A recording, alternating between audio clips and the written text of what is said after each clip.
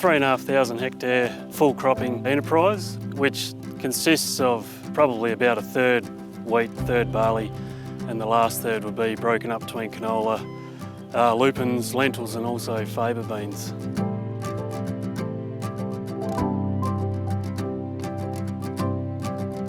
The summer spray program usually consists of a couple of sprays, which is basically a knockdown spray to take out everything for water and also nutrient conservation, and they usually consist of a Roundup or glyphosate and ester 2,4-D products with probably a spike of triclopyr for anything extra.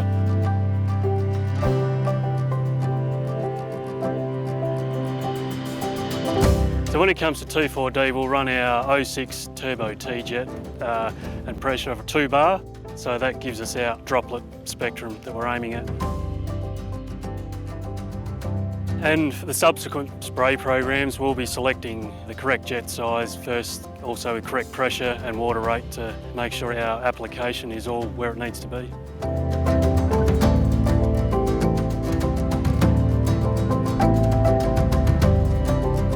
When we bought a new sprayer, we made sure we could get a system that suited being able to vary pressure and droplet quality and things like that.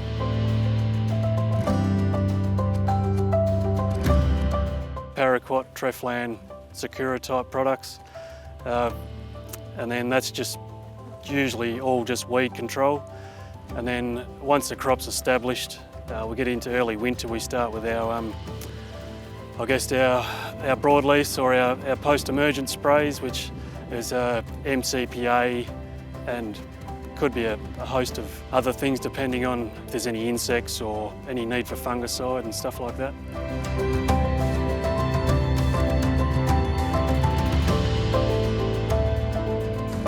Especially with our canola and pulses, where normally it'll get one application of insecticide in the knockdown pre-seeding and then nothing for the rest of the year.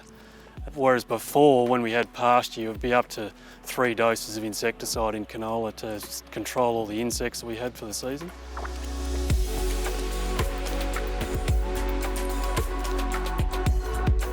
And our desiccation will be anything from Reglone to Paraquat to glyphosate, depending on crop type and obviously label instructions.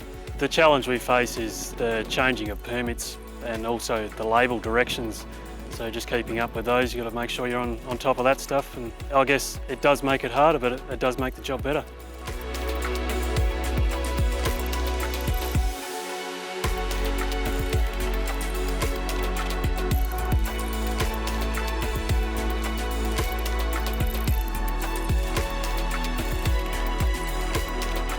So when it comes to inversion, we are most likely to cop them with our pre-emergent. So right in front of the seeder generally in that probably that April, early May period. And we'll basically just got to monitor the weather, watch the dust, because there quite often is no weather when the inversion kicks in, and once it starts we'll pull up and stop. Just have to wait until it's gone. So which could be anything from an hour or two or come back tomorrow.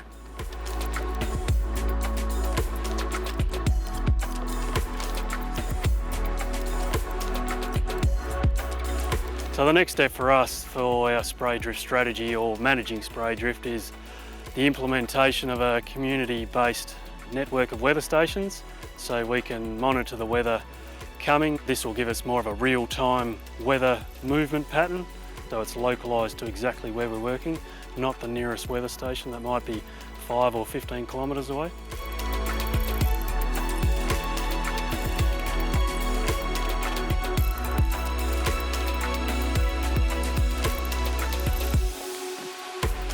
So if there's any advice I could give, is just make sure your records are right, and if you can, break them down to per tank full records. Pay attention to the weather, and usually the cheapest place to start is your water rate and your jets.